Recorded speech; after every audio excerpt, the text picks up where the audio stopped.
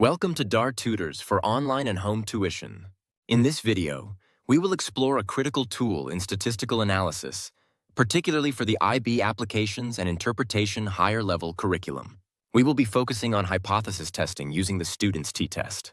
This method is essential for drawing conclusions about a population's mean when its variability is unknown. By the end of this session, you will be able to perform 3 key types of t-tests. First, you will conduct a single sample t-test to compare a sample mean to a known population mean. Second, you will be able to perform a paired t-test to compare 2 sets of data from the same group of subjects. And third, you will be able to perform a 2-sample t-test to compare means from 2 independent groups. Mastering these techniques is crucial for tackling HL-level problems. Let's begin by understanding why the t-test is so important. Imagine you want to test a claim about the average value, or mean, of a characteristic within a large population. In an ideal world, you would know the exact standard deviation, or spread, of that population. When you have this information, you can use a z-test.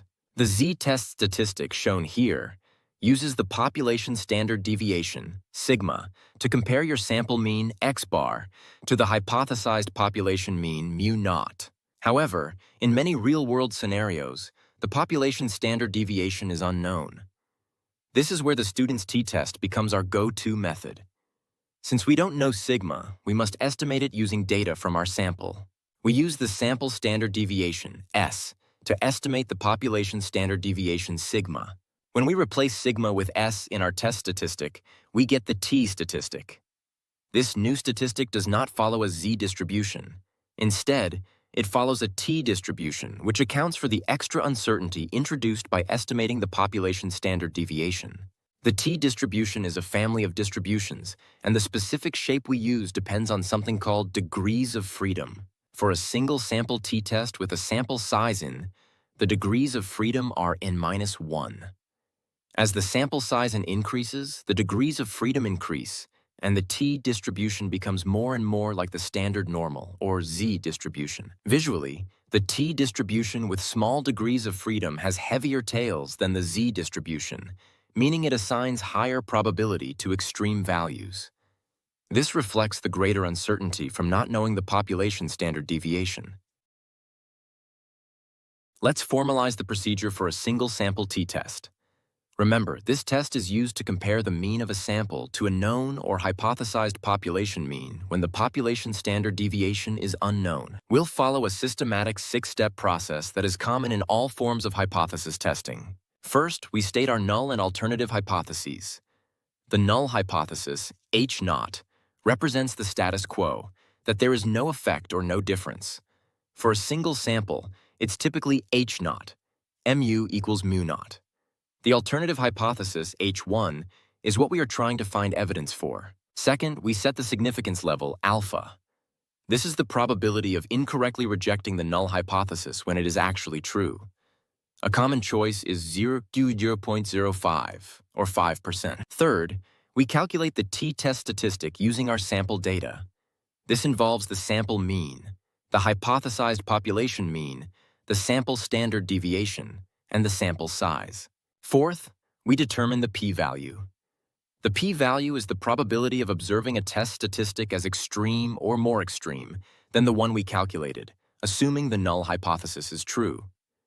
This step depends on the alternative hypothesis. For a 2-tailed test, it's the sum of the probabilities in both tails. For a 1-tailed test, it's the probability in the single relevant tail. Alternatively, you could compare the test statistic to critical values that define an acceptance region. However, the p-value method is more widely used, and modern calculators often provide it directly. Fifth, we make a decision. If the p-value is less than our significance level alpha, we reject the null hypothesis. This means our data provides strong evidence against the null hypothesis. Finally, and most importantly, we interpret our decision in the context of the problem. What does our statistical result mean in plain language? This step requires a clear, concise sentence that addresses the initial question. Let's apply this procedure with our first worked example. A bakery claims its pasties contain 16 grams of fat on average. A random sample of 30 pasties was taken. The sample mean fat content was 15.9 grams, and the sample standard deviation was 1.36 grams. We need to conduct a two-tailed t-test at a 10% level of significance to see if the average fat content is different from 16 grams. Step 1. State the hypotheses. Our null hypothesis is that the mean fat content, mu, is equal to 16 grams. The alternative hypothesis is that the mean is not equal to 16 grams. This is a two-tailed test. Step 2. State the significance level, which is given as 10% or 0.1. Step 3. Calculate the test statistic, t. We have a sample size n of 30, a sample mean of 15.9, a sample standard deviation of 1.36, and our hypothesized population mean is 16. Plugging these values in, we get a t-statistic of approximately 0.402. Step 4. Find the p-value. Since this is a two-tailed test, the p-value is 2 times the probability of getting a t-value more extreme than the absolute value of our observed t, which is 0.402. The t-distribution has n-1 degrees of freedom, so 30 minus 1 equals 29 degrees of freedom. Using a calculator or statistical software, the probability of getting a t-value greater than 0.402 with 29 degrees of freedom is about 0.34. Step 5. Make a decision. We compare the p-value, 0.691, to our significance level alpha, 0.1. Since the p-value is much greater than alpha, we do not reject the null hypothesis. Step 6. Interpret the conclusion. Our analysis indicates there is not enough evidence to conclude that the mean fat content of the pasties is different from 16 grams. We accept the bakery's claim. Now, let's explore a second type of t-test, the paired t-test. This test is used when we have two measurements from the same subjects, and we are interested in the difference between these two measurements. The data is paired, because each observation in one group corresponds directly to an observation in the other. Common examples include before and after measurements, like test scores or sprint times, or measurements from matched pairs, like identical twins. In these cases, the two sets of results are not independent of each other. The key insight for a paired t-test is to transform the two-sample problem into a single-sample problem. We do this by focusing on the difference between the paired observations. For each pair of observations, x and y, we calculate the difference, d sub I. This gives us a new set of data, a single sample of differences. Once we have this sample of differences, the test proceeds identically to a single sample t-test. Our null hypothesis, H0, becomes that the true population mean of these differences, which we call mu sub d, is equal to some hypothesized value mu sub d naught.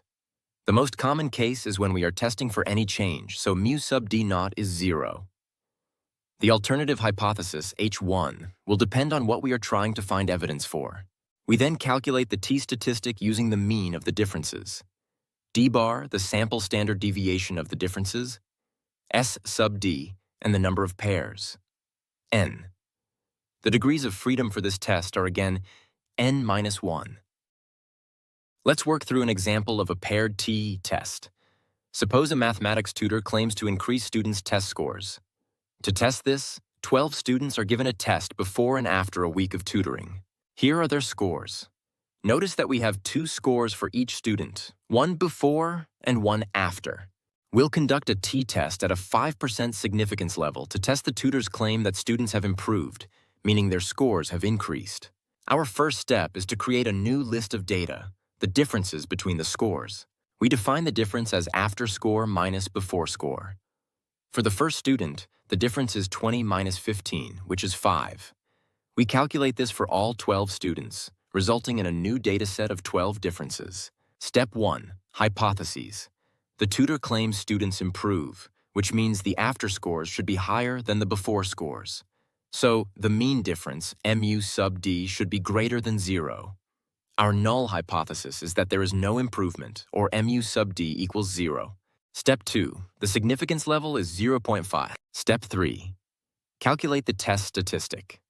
This is best done with a calculator. Enter the list of 12 differences into your calculator and use the toSAMP t-test function, selecting paired or using the t-test on the differences list.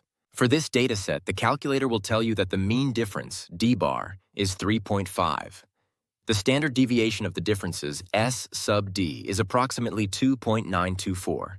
This gives us a t-statistic of about 4.14. There are n-1, or 11, degrees of freedom. Step 4. Find the p-value.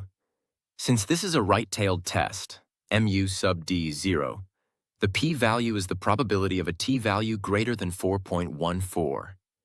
A calculator will show this is extremely small, approximately 0.0078. Step 5. Compare the p-value to alpha. Our p-value of 0.0078 is much smaller than our significance level of 0.05. Therefore, we reject the null hypothesis. Step 6. Conclusion. At a 5-foot significance level, we have sufficient evidence to conclude that the tutoring program significantly increased the students' test scores. Our final type of t-test is the two-sample t-test. This is used when we want to compare the means of two independent groups. The data from the first group is completely unrelated to the data from the second group. There's no way to pair them up. Examples include comparing the mean performance of two different medications, or the average sleep patterns of students from different schools. In these cases, the samples are independent. The logic is similar to our previous tests. We're testing whether the means of the two populations, mu1 and mu2, are equal. The null hypothesis is typically that the two population means are equal, or that their difference is 0. The alternative hypothesis can be two-sided or one-sided, depending on the research question. A key consideration in the two-sample t-test is whether we assume the population variances are equal. Calculators often give you two options, pooled and unpooled. A pooled test assumes equal variances, and the calculator combines the two samples to estimate this common variance. In the IB Applications and Interpretation Higher Level course, you are expected to assume equal variances and use the pooled test.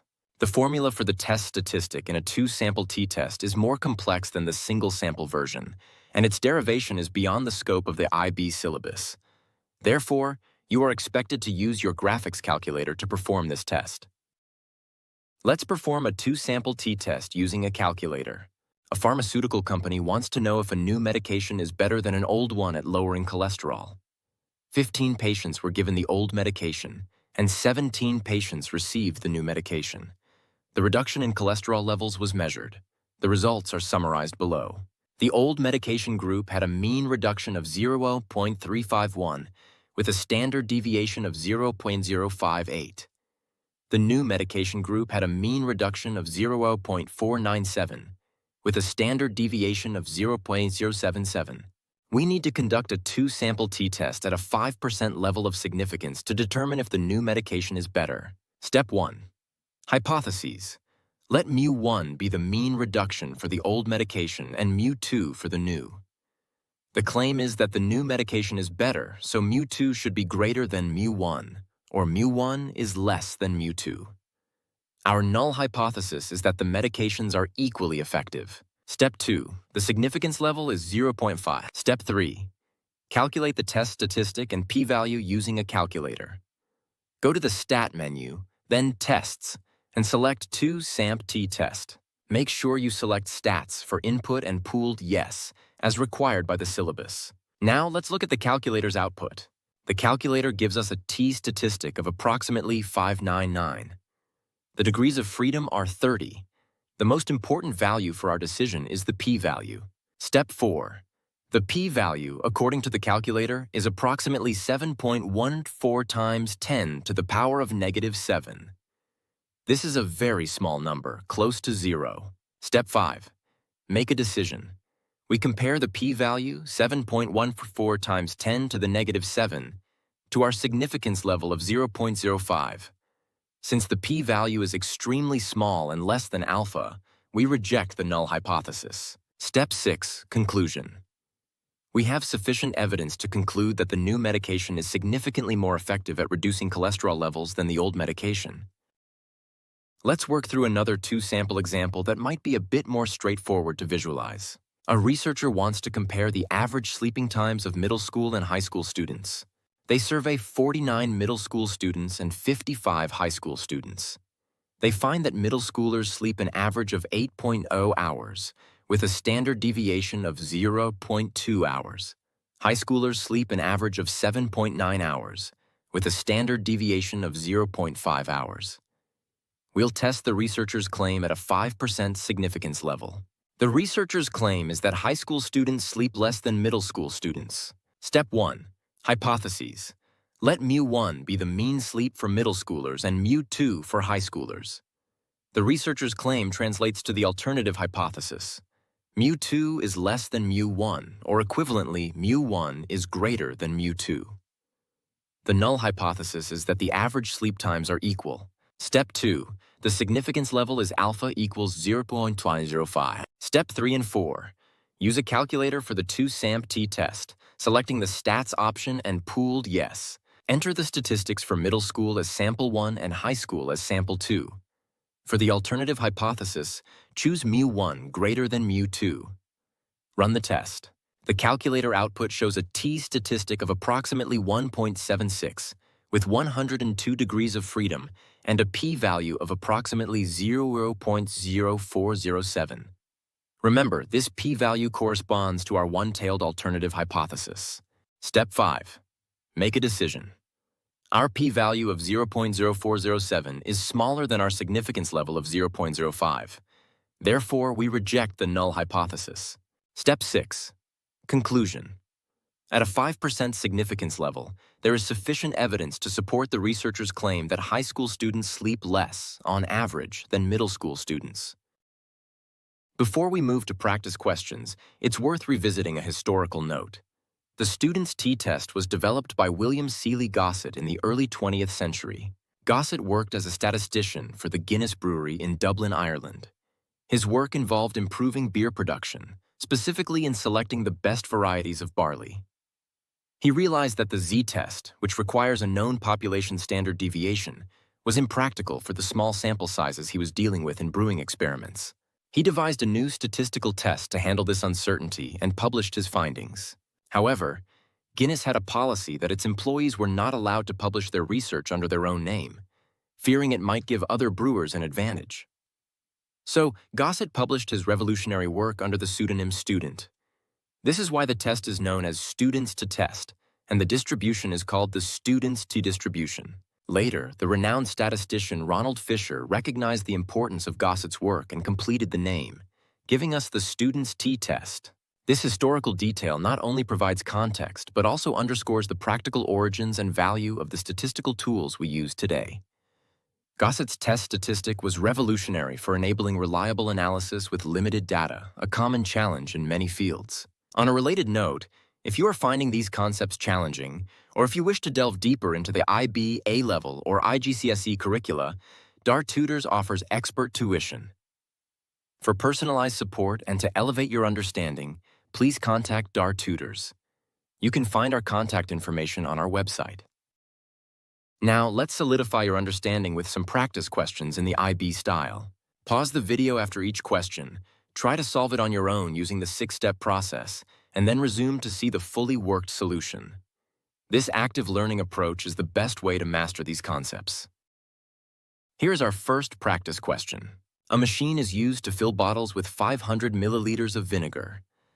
A sample of 10 random measurements of the volume had a mean of 499 milliliters and a standard deviation of 1.2 milliliters.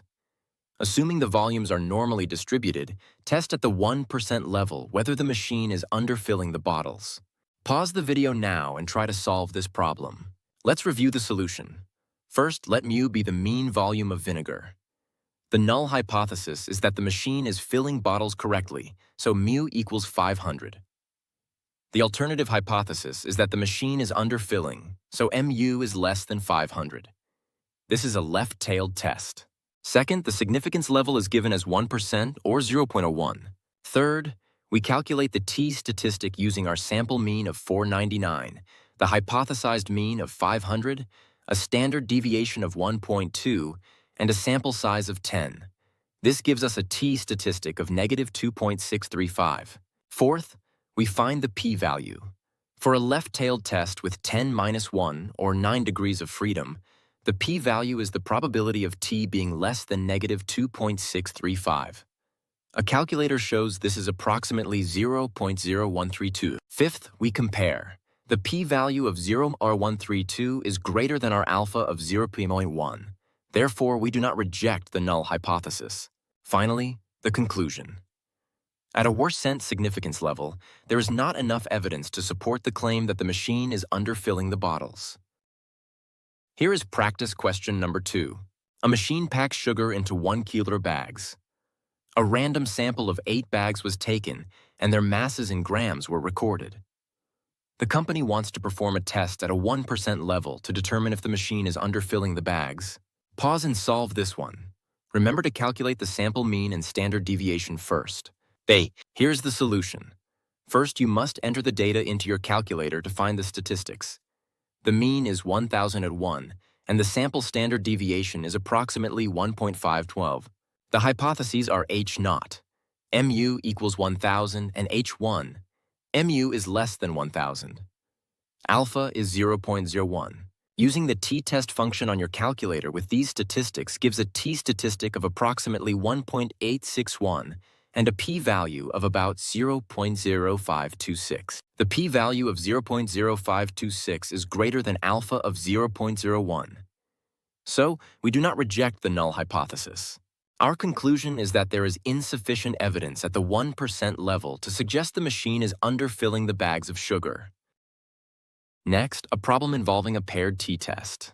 The performance of 20 elite sprinters in a 100-meter trial was monitored at the start and end of a year. Conduct a t-test at a 5% level of significance to test whether the athletes have improved. The data is given for 20 athletes. Improvement here would mean their end time is lower than their start time.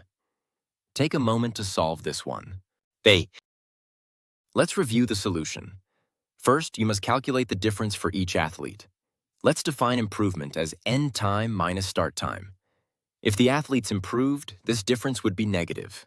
The null hypothesis, H0, is that there is no change, so the mean difference mu d is 0.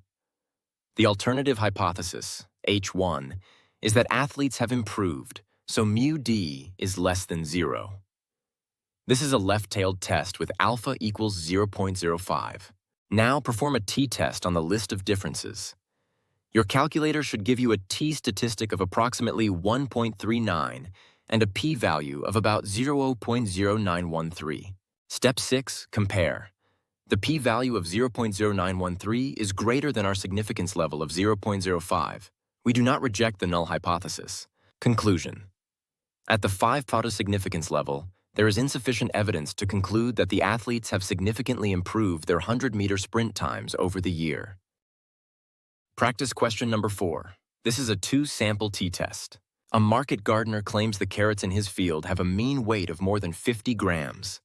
To test this, a buyer pulls 20 carrots from 2 different sections of the field, A and B. Both samples show a mean weight of 55 grams and a standard deviation of 8 grams.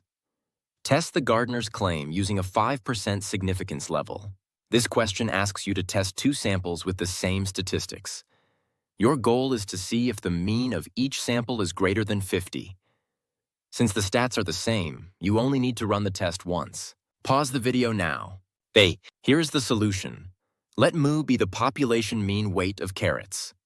The null hypothesis is mu equals 50, and the alternative is mu is greater than 50. Alpha is 0.05. Step 2 and 3. For each sample of 20 carrots, use the t-test function on your calculator. Input the statistics. Mu naught is 50, x bar is 55, s is 8, and n is 20. Select the alternative hypothesis that mu is greater than mu naught. The calculator output gives a t-statistic of approximately 2.795 and a p-value of about 0.055. This p-value is the probability for a single sample. The question is tricky. It asks if the gardener's claim is supported by the data from the 2 samples. The logical interpretation for a buyer would be that the claim must hold true for the entire field. Since both samples have identical and significant results, this provides strong evidence to support the gardener's claim. Step 5. Conclusion. At a 5% significance level, both samples provide significant evidence to reject the null hypothesis. Therefore, the buyer should purchase the crop because the evidence supports the gardener's claim that the mean weight of carrots is over 50 grams. Our final practice question is a two-sample t-test that is presented as a paired t-test, which is a common way the IB can test your understanding. A group of 11 children had their baseball throwing speeds measured at age 12 and again at age 13.